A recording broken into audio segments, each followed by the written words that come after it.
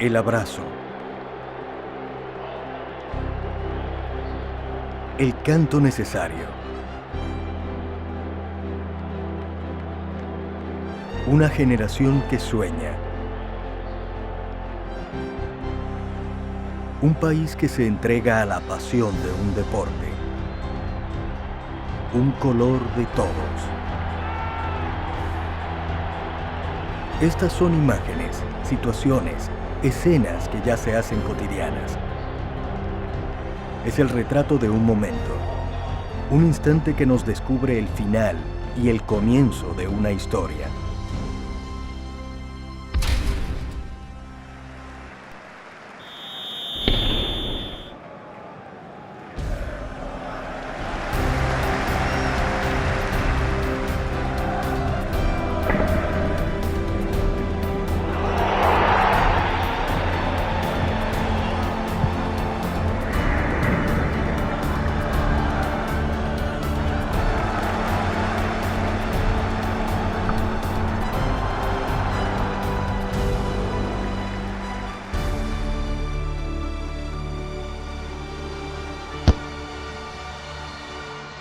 Fútbol, el deporte de conjunto más practicado en el mundo.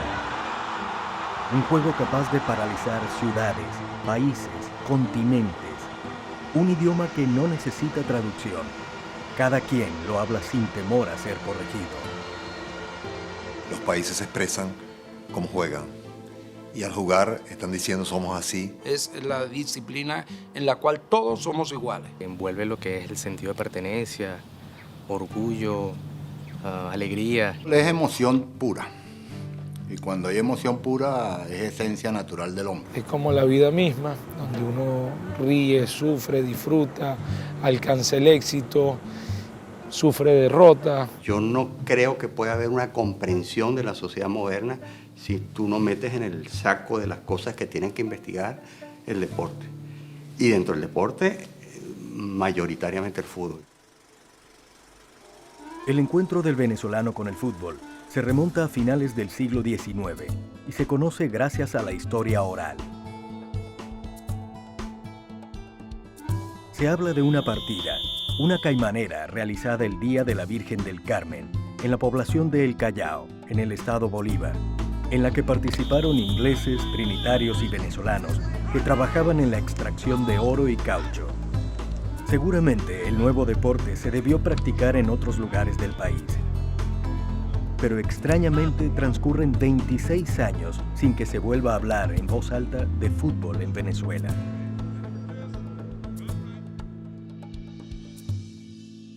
El juego, la palabra, reaparecen en 1902 en la ciudad de Caracas, donde un balón de pesado cuero y trenzado a mano comienza a robarse las miradas. La esférica es propiedad de David y James Valentine, trabajadores de una empresa inglesa que construyó el ferrocarril Caracas-La Guaira. Los Valentine, con experiencia en la Liga Inglesa de Fútbol, introducen el juego en el San Bernardino Sport Club, uno de los centros de reunión social de la ciudad, donde parte de la juventud caraqueña se reúne los fines de semana para intercambiar las noticias del momento y ejercitarse con la práctica de nuevos deportes que comienzan a popularizarse. No transcurre mucho tiempo para que la nueva disciplina enamore a un grupo de jóvenes, quienes conforman el que es considerado el primer equipo organizado del balompié en Venezuela, el San Bernardino Fútbol Club. Pero como era de esperarse, no tienen con quién enfrentarse. Son los únicos y deben jugar entre ellos mismos.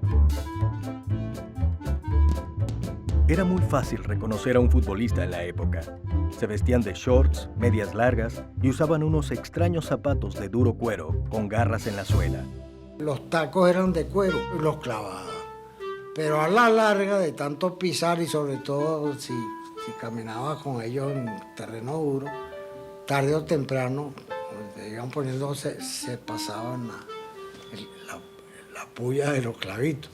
Entonces todo el mundo agarraba, o todos los equipos tenían un martillito, entonces hasta en la mitad del tiempo tú veías que pasa con el martillo y se me salió un clavo. El San Bernardino Fútbol Club no tarda mucho tiempo en conseguir rivales. En las primeras 2 décadas del siglo XX, surgen equipos formados en las nuevas urbanizaciones, sectores populares y por trabajadores de empresas, como la Caribbean Petroleum, quienes se presentan con una divisa bautizada como el Benzóleo. Con parte de estos equipos, en 1919, se realiza el primer torneo de la especialidad en el país.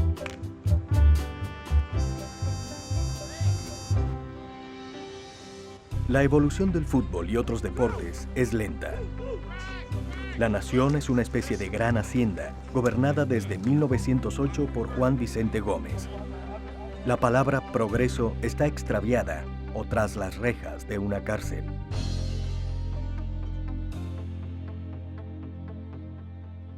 Para principios de los años 20, ya los fines de semana son de improvisados campeonatos y el número de jugadores y equipos aumenta. El fútbol comienza a pisar fuerte y se hace necesaria su organización. Entre quienes asumen la creación de las primeras estructuras que trabajen por normar y vigilar el nuevo deporte, se destacan el padre Feliciano Gastaminza, promotor de la práctica del fútbol en colegios, y el coronel Juan Jones Parra, jugador y amante de la disciplina. Para ello toman como base los reglamentos de la Federación Vasca de Fútbol, dividiendo a los equipos en 3 categorías: infantil, segunda y primera división. Los equipos de la capital disputan sus partidas en las pocas canchas que existen, como el campo Támesis en Sabana Grande, unos terrenos ubicados detrás del cuartel San Carlos, el estadio Brooklyn en Sarría, una cancha en la urbanización El Paraíso y el campo del equipo Dos Caminos, al este de la ciudad. Los años 20, además de organización, significan para el fútbol venezolano su bautizo en enfrentamientos internacionales. Equipos profesionales de Colombia y Perú visitan el país y se enfrentan a una selección de carácter aficionado, integrada por jugadores de los equipos de la capital. Más allá de los resultados, lo significativo de estos juegos es la aparición en la historia de una primera selección de fútbol que defiende los colores nacionales.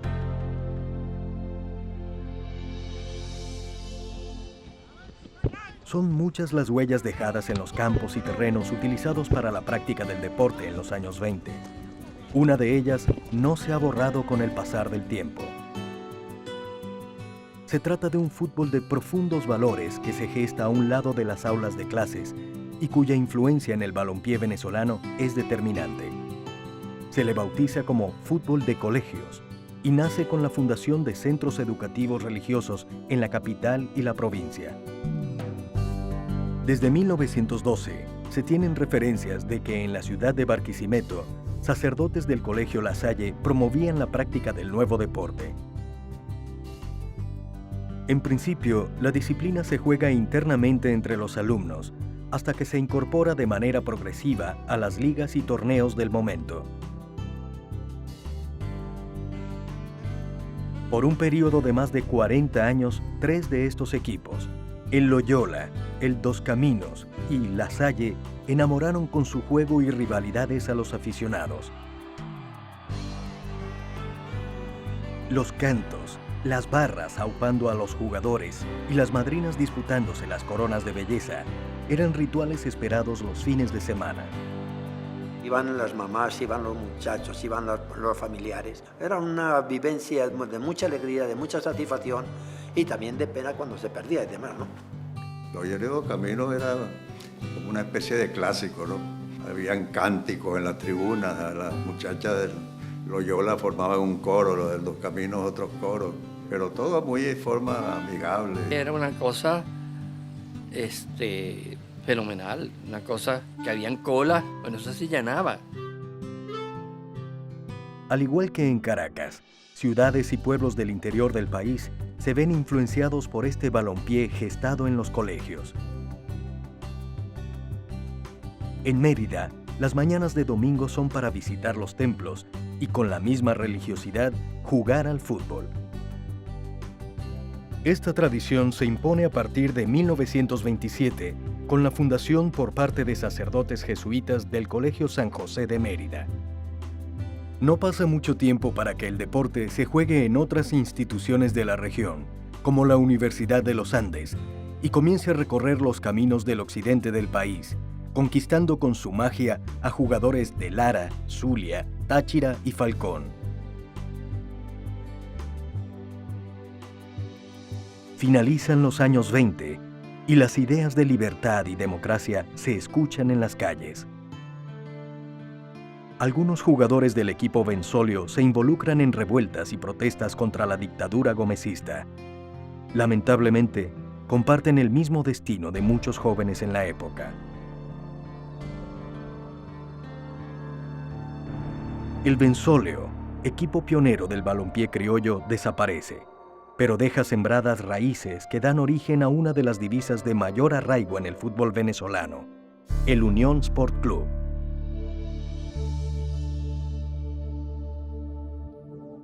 La orquesta, como es conocida popularmente, irrumpe en los campos con sus colores, presentando un fútbol caracterizado por la armonía y sincronización, pero sobre todo, está en el recuerdo su poderosa delantera. Los hermanos Márquez, Gustavo, Carlos Eloy, Alberto y Leopoldo, Humberto Viejo Viso, Rafael Rabar, Pepe Rivero y Germán Chiquitín Netetgui son solo algunos de los jóvenes que ayudaron al equipo a conquistar 7 títulos de primera división y mantener su nombre entre las más importantes oncenas de la historia del balompié criollo. En esa época el fútbol era sumamente simple, pues. Se jugaban con 2 backs, 2 defensas, 3 medios y 5 delanteros. O sea que cuando un equipo tenía buena delantera, eso era muy fácil meter goles. No había guantes, entonces había que atrapar la pelota porque era descrédito puñetearla.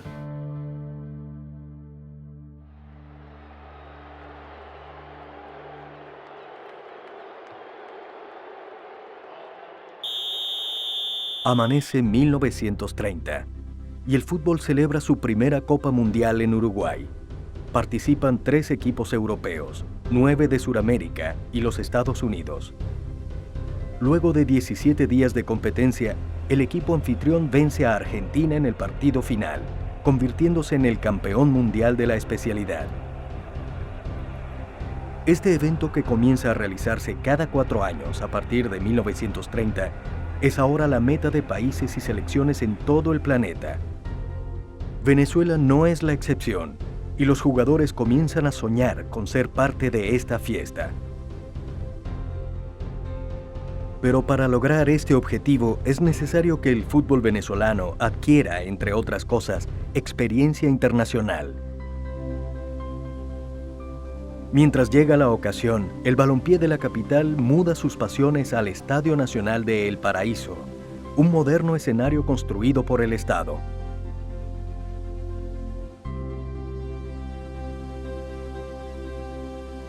En febrero de 1938 llega la primera gran oportunidad para el fútbol y otros deportes en el país.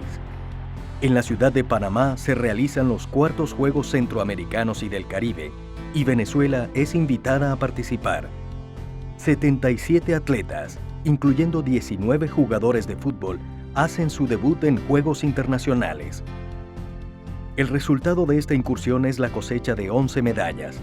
El deportista venezolano que más destaca es el ciclista Teo Capriles, quien logra 3 preseas de oro, 2 de plata y 1 de bronce. Por su parte, la Selección Nacional de Fútbol gana 2 partidos y pierde 4. En estos Juegos Deportivos, el balompié venezolano expone por primera vez sus estrategias fuera de las fronteras y, según la historia oral, luce también por primera vez el color que años más tarde desatará las pasiones. A partir de estos Juegos, la selección nacional, todavía de carácter aficionado y con poca identidad futbolística, comienza a adquirir experiencia asistiendo a torneos y juegos deportivos en la región. El fútbol solamente se limita a jugar en las competencias olímpicas o las del ciclo olímpico. Centroamericano, bolivariano, no participamos en otra actividad. Se inician los años 40 Y el deporte venezolano está de fiesta gracias al triunfo obtenido por la selección venezolana de béisbol en el Campeonato Mundial celebrado en Cuba. Esta hazaña logra unir por primera vez a todo el país alrededor de un deporte. El fútbol intensifica sus actividades, intentando conquistar los amores que bates y guantes ya sembraron en Venezuela.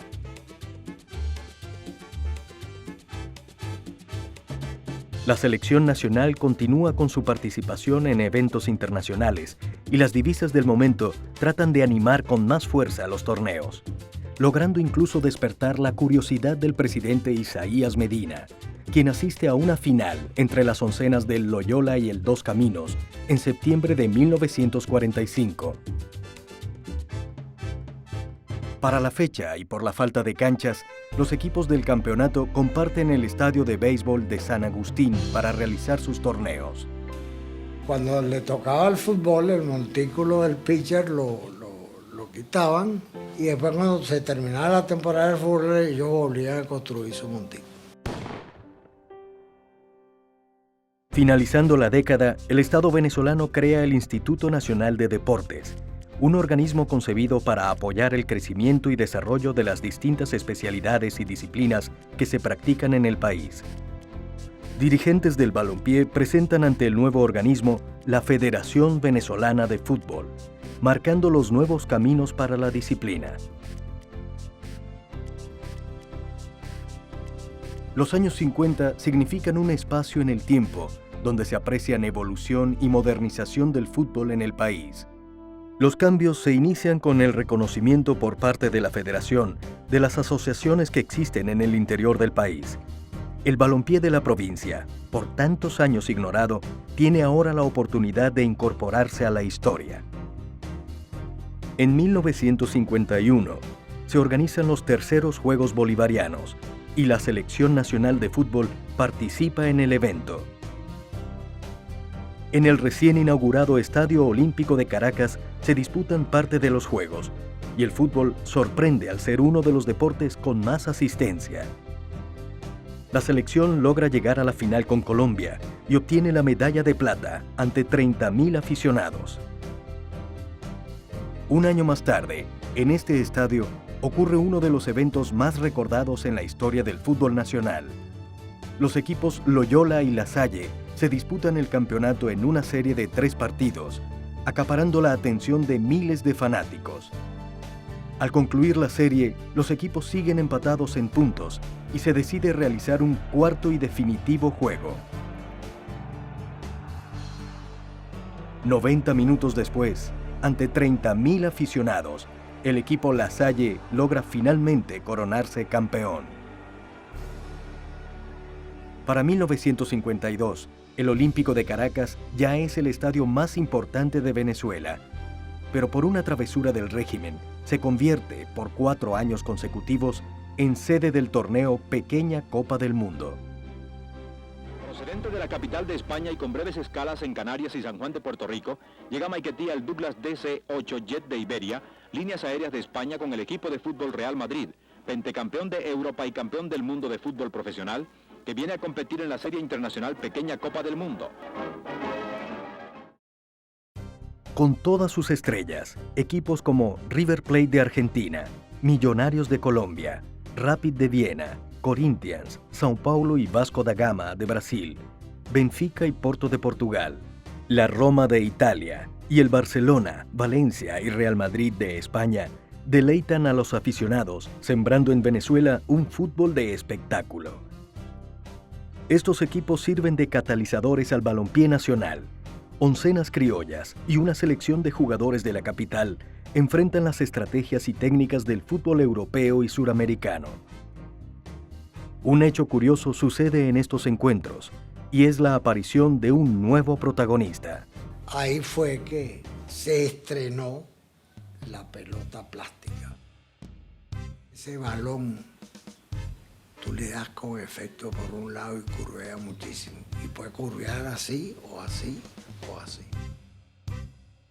Más allá del impacto político y deportivo que dejan estos torneos, las pequeñas copas del mundo resultan un éxito en lo económico y terminan de alimentar una idea que ya se maduraba, la creación de una liga profesional de fútbol. La transición al profesionalismo era el paso natural que otro deporte, como el béisbol, ya había realizado en 1946. La dirigencia nuestra de la época, pues era una dirigencia que no veía al fútbol o la actividad deportiva como una actividad para lucro o una actividad profesional. Eran amantes del deporte, el deporte amateur. A pesar de la resistencia por parte de algunos equipos y dirigentes, en 1957 se crea la Liga Mayor del Distrito Federal, dando inicio al fútbol profesional en Venezuela. Se presentan viejos y recién creados equipos. Hay nuevos rostros y colores para despertar las pasiones. En un principio el profesional eran prácticamente escolares que habían seguido su carrera universitaria y seguían formando un equipo especial, que llamaban profesional. Los extranjeros todos cobraron en todos los equipos y los criollos jugábamos sin cobrar, porque si tú cobrabas no podías entrar en ninguna representación de Venezuela internacionalmente, es decir, en los bolivarianos, en los panamericanos, porque te descalificaban. La nueva liga irrumpe en la escena deportiva y altera rápidamente una realidad, una manera de concebir el deporte. El fútbol de colegios, con escuadras mantenidas económicamente por las comunidades educativas y los propios jugadores, intenta por varios años sostenerse. Pero los presupuestos no permiten grandes contrataciones y lentamente comienzan a renunciar a los campeonatos. Los colegios ya no podían competir con el profesionalismo. La función de ellos no era ser profesionales del fútbol, sino la enseñanza. Para cualquier jugador bueno de Loyola, que lo jugó, el ser jugador profesional era una opción absolutamente inimaginable. Si tú tenías que ser ingeniero, tú tenías que ser médico, abogado, sociólogo, lo que fuera, pero no futbolista. Y Loyola se retira y fundamos un equipo que se llamó Los Estudiantes. Y entonces seguimos jugando en la liga, pero con el nombre Estudiantes. Ya la palabra Loyola no existió más. Y llegó un momento pues que ese equipo se le vendió a ese señor Soto Rosa y hoy en día son los Estudiantes de Mérida. Divisas pioneras como el Loyola, Dos Caminos, San José y La Salle retornan a sus orígenes, donde nacieron, a un costado de las aulas de clases. Pero sus huellas siguen ahí, presentes en cada cancha, en cada gol alcanzado. Pusimos una semillita en esa época. El gran valor de ese fútbol fue esa, de fundar las bases para lo que es hoy en día el fútbol. El fútbol venezolano no se explica sin esa semilla del fútbol colegial.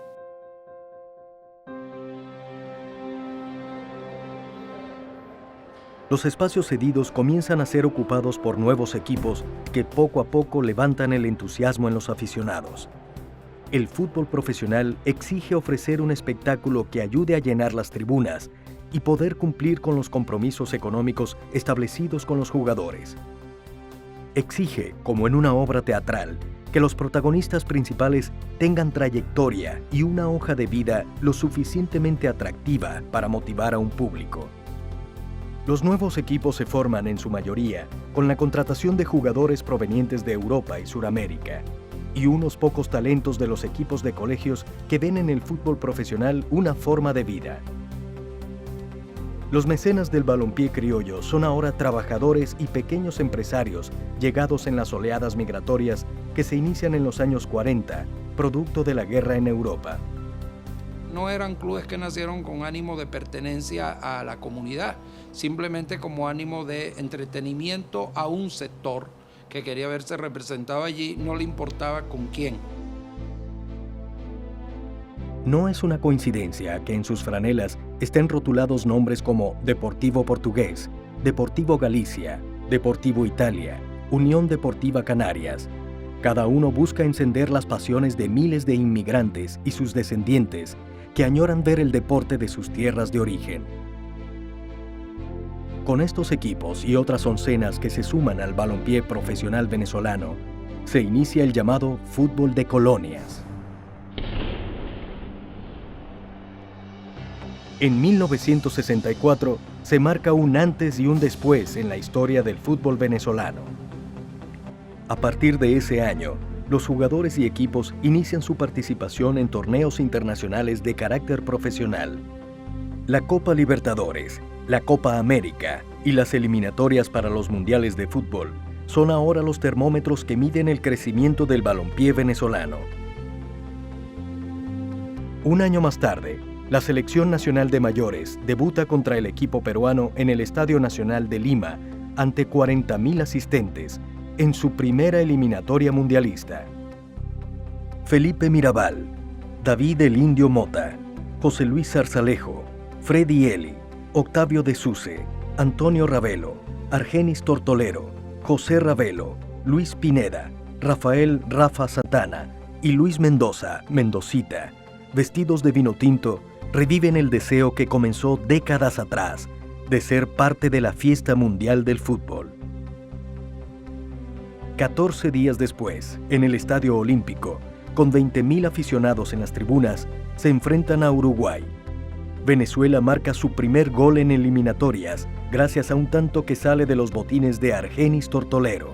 La base de la selección de Venezuela era la selección juvenil, que en el año 64 había jugado en Colombia, y a los cuales le unieron un grupo de jugadores nacionalizados, fundamentalmente canarios, de muy buena calidad, formados en este país: Antonio Ravelo, su hermano Chelo, Rafa Santana. Los resultados que se obtienen en estas primeras incursiones develan carencias. La historia pasa factura. No era más deseo que verdad. Cuando llegaba la gran competencia, nos estrellábamos con la verdad. Nos mataron. Eso fue goles detrás goles. Y bueno. Si nosotros revisamos los récords de la selección en eliminatorias y en todos los partidos que hacíamos, pues eran 8, eran 7, eran 5. La mayoría de los jugadores trabajamos 8 y 10 horas. Yo trabajaba en un supermercado, de pie en la caja, 8 y 10 horas para ir a jugar a las 8 de la 9 de la noche al fútbol en el Estadio Olímpico. Habían jugadores que eran cobradores. Estaban haciendo su trabajo y les tocaba jugar a las 4 de la tarde y llegaban del trabajo a jugar fútbol. Nos sentíamos mal porque en realidad había que vivirlo desde adentro para ver lo difícil de lo que era una eliminatoria en Sudamérica en aquella época y con la poca preparación que podíamos tener, pero era lo que había y uno tenía que recuperarse para volver al ciclo de nuevo. No se trata de la calidad de los jugadores o de las tácticas desplegadas en las canchas. El fútbol es mucho más que eso. Son organizaciones, personalidad, historia. Buena parte de los rivales suramericanos a los que Venezuela se enfrenta ya se han roto los tobillos en estos terrenos. Tienen la experiencia adquirida en 3 Copas Libertadores, 27 Copas América y 7 Copas del Mundo ya realizadas. Cuando íbamos y salíamos, regresábamos con un costal de goles y regresábamos con una carga emocional de humillación total.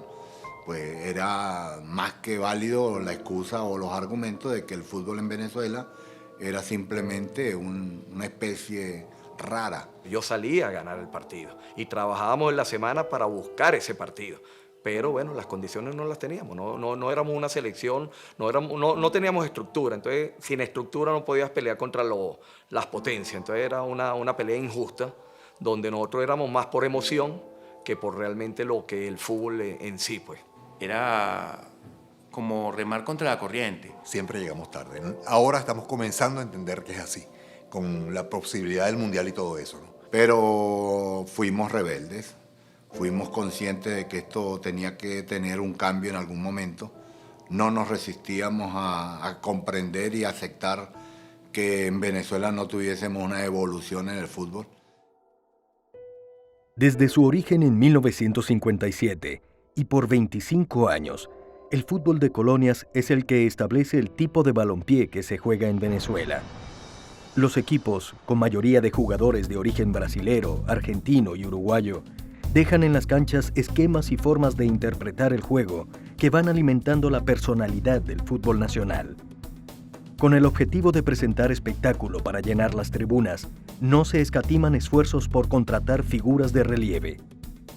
Era mucho más sencillo ir a Brasil, presentarse en Río de Janeiro, en un club pequeño, mediano, buscarse 20 jugadores, montarlo en un avión, traerlos a Venezuela y jugar. Y si no nos gustaban 5 o 6 de ellos, los montábamos en un avión un mes más tarde, los mandábamos a Brasil y nos traíamos otros. Aquí vino Brito, vino Jairzinho a integrar equipos venezolanos, jugadores que integraron selecciones de sus países y después vinieron aquí, dieron espectáculo hasta más no poder. Había una moneda fuerte con que traer a sus jugadores, entonces tú podías sacar a un jugador argentino de su ámbito y traértelo para acá porque le podías pagar a lo mejor que en Argentina. Había equipos que tenían 10 importados y un venezolano, pues.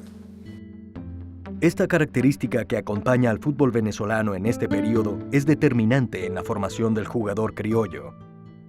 El directivo de aquella época no pensaba en el futbolista venezolano ni en la cantera. Era una lucha constante y esa lucha te hacía sacar herramientas de donde no las tenías y tenías que aprenderlas rápidamente. Cuando llegué al Galicia Profesional, habían dos o tres criollos. Disputabas tú una posición porque habían a lo mejor 6, 7 extranjeros, brasileños, argentinos, uruguayos. Los pocos venezolanos que participan en la liga profesional, provenientes de las categorías juveniles y del balompié amateur, tienen poco fogueo, lo que dificulta su participación en la selección nacional. Para construir un equipo más competitivo, la federación acude a jugadores foráneos con experiencia y que hicieron vida en el país. Vimos la selección que enfrentó Brasil en el 69, el primer juego contra Brasil, y 5 o 6 jugadores no nacidos en Venezuela que jugaban en el equipo. Barre Sánchez, Antonio Ravelo, jugadores que habían hecho vida en Venezuela. Era legítimo, claro que era legítimo, porque sentían al país, querían al país. A mí me tocó la suerte que me llamaran a la selección y yo me voy a negar. Yo no puedo negarme, voy a representar al país que yo quiero. Poco a poco, esta realidad comienza a cambiar, gracias, entre otros, al dirigente de la federación y exjugador Asdrúbal Olivares, quien exige y logra que los equipos de la Liga Mayor de Fútbol incorporen a más criollos en los juegos, condición que apresura la búsqueda de talento nacional por parte de los equipos. Empezaron a hacer campeonatos donde la participación de los muchachos venezolanos era muchísimo más, entraron más a las partes menos pobladas, menos vistas, que eran los barrios, los caseríos, el interior del país, y fueron un poquito más como arraigando con estos campeonatos, que la gente se involucrara y sea mucho más fácil de repente conseguir una buena camada de jugadores. Los jugadores venezolanos se empiezan a integrar de alguna manera más efectivamente, ya son más titulares, empiezan las grandes peleas entre la Liga Mayor y la Federación por cuántos venezolanos tenían que jugar, si 1, si 2, si 3. Para 1969, la selección nacional acude a su segunda cita premundial buscando un cupo para el torneo México 70. 5 juegos perdidos y un empate impiden por segunda vez la clasificación. La Copa del Mundo se inicia con la ausencia venezolana y es transmitida a todo el país por Radio Caracas Televisión. Por primera vez, la nación entera disfruta de un campeonato mundial de fútbol. De manera espontánea, el público comienza a identificarse con equipos extranjeros y sobre todo con la selección de Brasil. Si era hijo de español a España, hijo de italiano a Italia, o sea, a Portugal, y si no era descendiente de ningún europeo, entonces iba a Brasil. Esta realidad acompaña al balompié nacional por muchos años. En las gradas, en los estadios, en la calle, se percibe un mayoritario apoyo a selecciones de otros países, en contraste con el tímido soporte dado a equipos criollos y a la selección. Esto deja al descubierto carencias que solo el tiempo se encargará de transformar y que jugadores y técnicos soportaron durante décadas de manera silenciosa. Yo lo viví con la selección, estando en el mismo estadio, de que veíamos que eran camisetas de otros colores, y cuando estábamos jugando nuestra selección, ¿no? Y celebrando los goles de ellos hacia nosotros. Jugamos en el Virgilio Virarte contra Brasil y el 60% de la camiseta de Brasil. Después un partido con Colombia y y se escuchaba, el himno colombiano se escuchaba en la par del nuestro. O sea, no son cosas que dolían. A pesar de este panorama, en los años 70 la liga profesional crece en equipos y sedes, al incorporarse nuevas divisas apoyadas por capitales privados y gobiernos regionales. Los colores del Portuguesa, Deportivo San Cristóbal, Atlético Zamora, ULA Mérida, Deportivo Lara y Deportivo Táchira comienzan a animar con más bríos los campeonatos. Los años 80 se inician con un triunfo de la selección nacional en su camino al Mundial España 82. Venezuela obtiene su primera victoria en eliminatorias gracias a un tanto marcado por el defensor central Pedro Acosta. A pesar de esta victoria y el buen sabor que deja en los aficionados, en el campeonato local no se respiran los mismos aires. La pasión que una vez se sintió en las canchas del país con las divisas pioneras y los equipos colegiales se diluye ante un espectáculo que cada vez más se divorcia del aficionado venezolano. Los equipos del momento solo alcanzan a despertar interés en sus propias colonias. Llenábamos, pero de portugueses, de italianos, de españoles, el Estadio Olímpico, minoría de venezolanos. Nadie sabía que estábamos ahí, nadie reconocía a los técnicos del país, nadie reconocía a los jugadores del país. En las canchas sigue faltando la fórmula que termine de despertar al aficionado, el jugador y los equipos que enamoren definitivamente a la afición. A partir de 1983 se acelera la incorporación de más jugadores criollos a los equipos, y no precisamente por nuevas reglamentaciones. Una fuerte devaluación de la moneda determina que de la noche a la mañana todo cueste el doble, incluyendo a los jugadores de fútbol.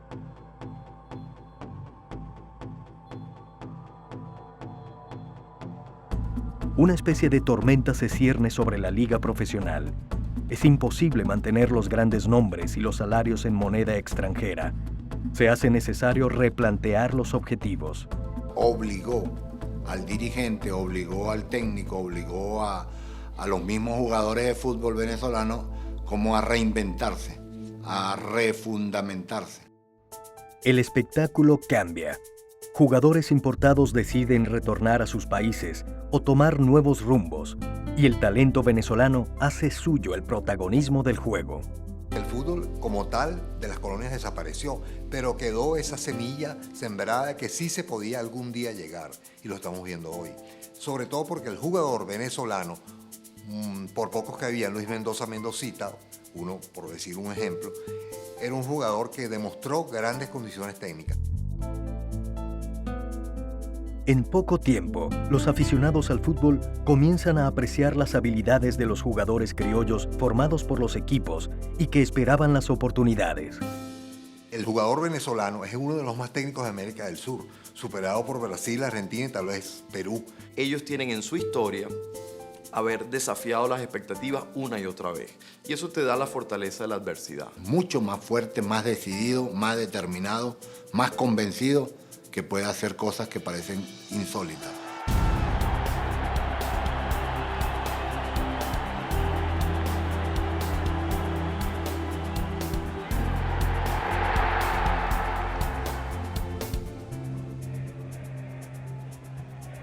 El fútbol venezolano arriba a la última década del siglo XX con una liga creciendo en equipos y afición.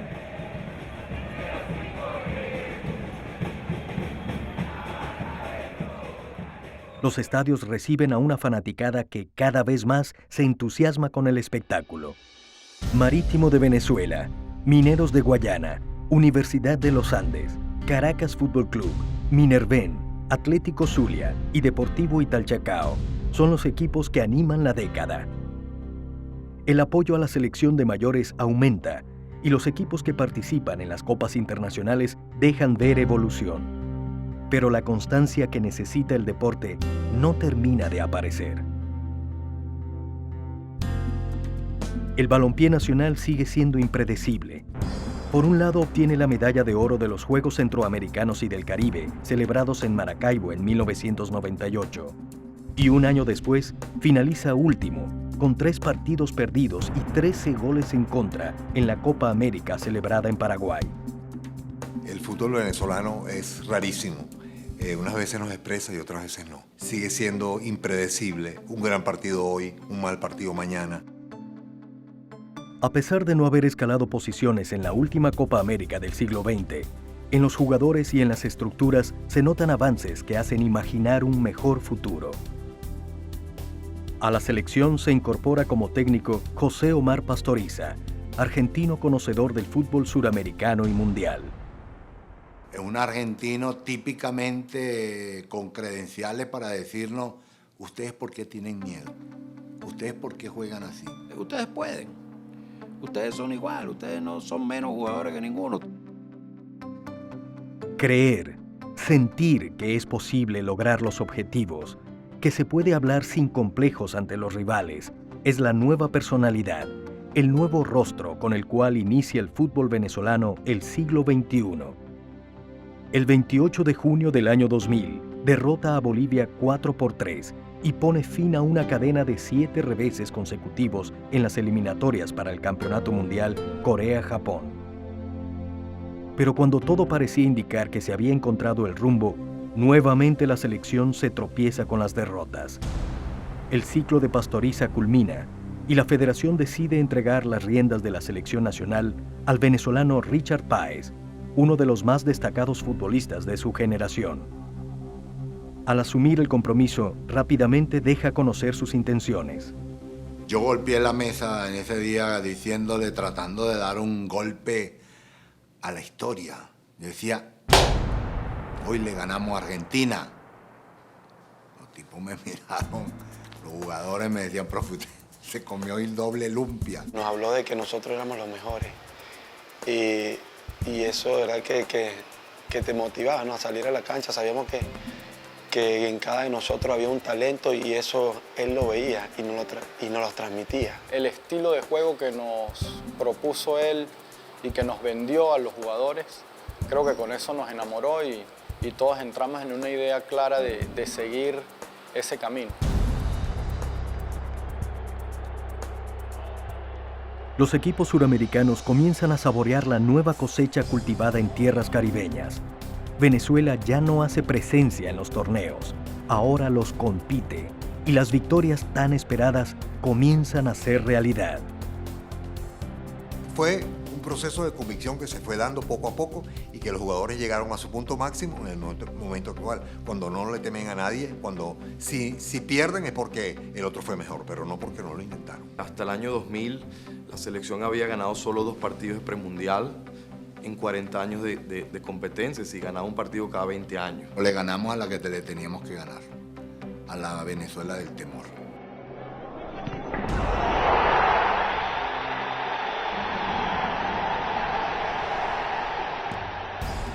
La selección de mayores de Venezuela termina de enamorar a todo un país, ahora con más apoyo proveniente de patrocinantes que apuestan a un proyecto a largo plazo. Llena los estadios donde juega, los viste de un solo color y quienes la acompañan viven con pasión cada encuentro. Se desata un fenómeno, el fenómeno Vinotinto.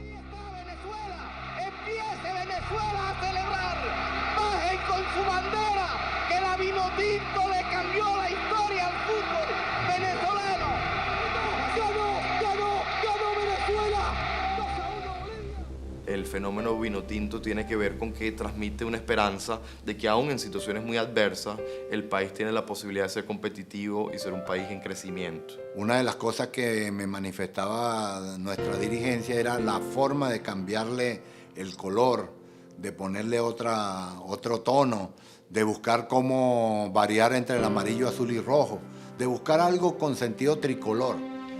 Y yo le dije, no. Yo quiero resaltar es más bien la humillada, a la que nos pusimos los que sufrimos todo esto. A esa es la que hay que levantar.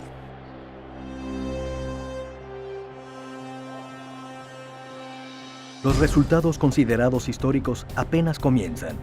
En las siguientes 2 eliminatorias mundialistas, para los torneos de Corea-Japón 2002 y Alemania 2006, la selección, ahora bautizada la Vinotinto, deja claro que el fútbol venezolano ya no es el equipo fácil. Dejó de ser la cenicienta suramericana. Victorias sobre Chile, Perú, Paraguay, Colombia y Bolivia dejan un buen sabor y alimentan el entusiasmo de los seguidores. Aquel sueño, que era solo de jugadores y dirigentes, de decir presente en una Copa del Mundo, es ahora de todo un país. Partido tras partido continúa rindiendo ante el asombro de los rivales.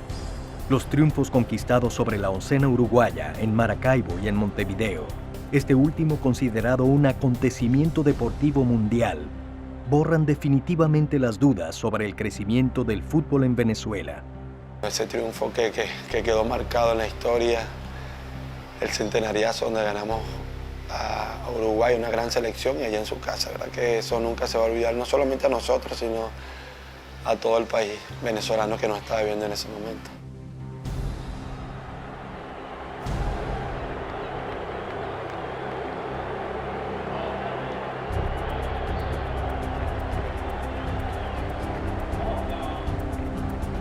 La madurez alcanzada por el balompié en el país, en lo deportivo y en sus estructuras, recibe su recompensa en 2007, cuando Venezuela se convierte en sede por primera vez de la Copa América, el torneo de selecciones más antiguo del mundo. Nuevos y viejos escenarios remodelados, todos a reventar, y un evento considerado como el mejor realizado en los últimos años, es el marco ideal para disfrutar la Vinotinto. No hay charla motivacional que tenga la potencia que tienen 40.000 personas aupándote, haciendo ruido, transmitiendo la energía y la ilusión o cuestionándote cuando te cuestionan. Se mide sin complejos con los grandes de América, avanzando hasta la segunda ronda, donde ve frustradas sus aspiraciones de continuar en la competencia. La Copa continúa sin la presencia vinotinto en la cancha, pero su aroma se siente en todos los estadios hasta el partido final. Fue un peldaño más que mejoró nuestro estatus. Experiencia para los jugadores, experiencia para la federación, experiencia para la organización. El país se impregnó de fútbol y por supuesto se impregnó de la Vinotinto en ese momento. Las sensaciones, las pasiones que deja la Copa América de 2007 imprimen un nuevo impulso al fútbol nacional. Patrocinantes y medios de comunicación ahora acompañan con más fuerza a la federación, a la liga profesional, a los equipos y a la selección, quienes se presentan en los nuevos escenarios, dejando un espectáculo que es apreciado por el fanático. Venezuela también está cambiando desde el punto de vista de su apreciación y cómo consume fútbol, ¿no? Ya vemos gente que va al estadio, gente que ya abandonó la camisa de equipos extranjeros y se está poniendo las camisas que sí lo identifican. El hecho de que cada vez haya más gente yendo a los estadios, el hecho de que haya habido una evolución en el tema de lo que es el mercadeo del fútbol como tal, de su comercialización, del interés que pueda tener en el venezolano, ha habido un crecimiento y una evolución importante. Concluida la Copa América, el fútbol venezolano se presenta maduro y se inician nuevos ciclos.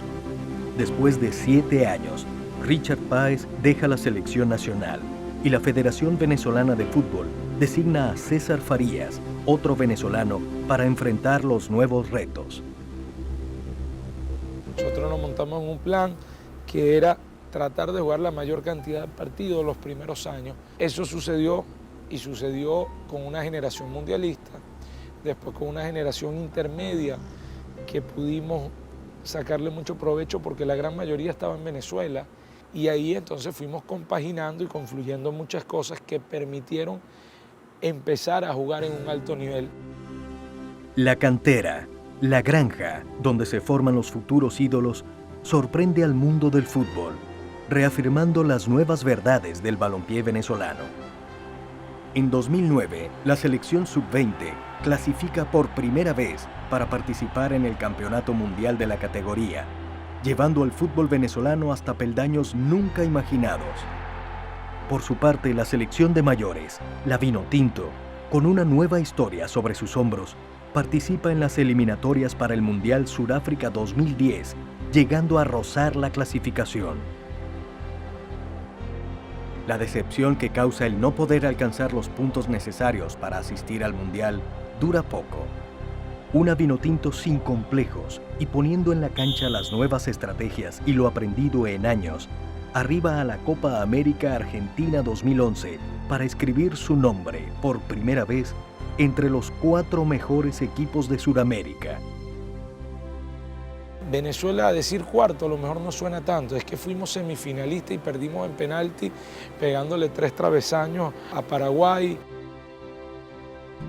Nunca antes en la historia del fútbol venezolano se había estado tan cerca de la gloria. Los jugadores y técnicos retornan convertidos en héroes, los que siempre necesitó el fútbol, los que necesitaba el país. Los resultados obtenidos en la Copa América 2011 dejan claro ante el mundo que el fútbol venezolano había cambiado para siempre. Esto es una bola de nieve que cada vez va a crecer más. El fútbol aquí es una pasión que se ha creado, que se ha despertado y no creo que vaya a parar. No hemos sido el fenómeno de que tuvimos una generación que fue exitosa, sino ya vamos teniendo varias generaciones exitosas. Y yo creo que esa segunda parte también es muy importante para el país porque no es el resultado de la inspiración, sino es el resultado de crecimiento sostenido en muchos contextos al mismo tiempo. Aquí no hay secreto, aquí no hay una varita mágica, sino simplemente hay un trabajo de día a día, una constancia muy fuerte. La gente que está implicada en el mundo del fútbol, en selecciones, en clubes, fútbol menor, fútbol mayor, todo el mundo ha puesto su granito de arena. Podemos ganar, podemos perder, lo que nunca se puede perder es esas ganas de trabajar, esas ganas de seguir superándose cada día. Creo que más allá de que vayamos o no vayamos al Mundial, creo que eso no se debería perder nunca, ¿no? El deseo de superarse día a día. No se puede detener, pero de que no se detenga depende también de que los ciclos se renueven, de que haya una planificación y una organización correcta para ello, de que los jugadores venezolanos cada vez se formen mejor y que esos jugadores puedan tener el manejo emocional de poder traer cosas positivas para el país.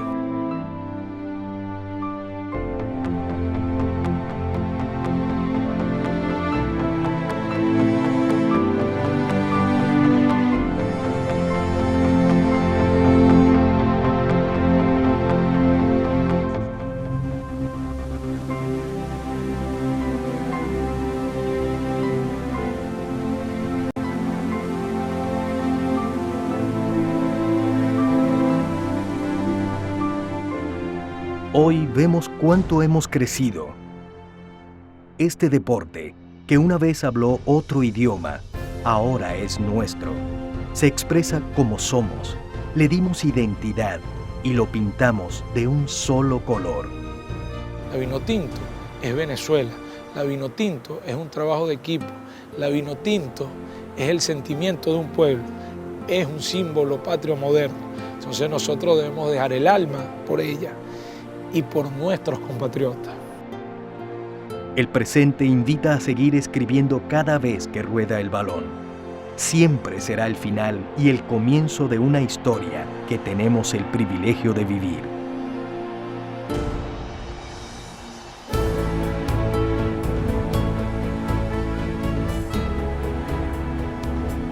El fútbol venezolano y la Vinotinto seguirán creciendo en el corazón.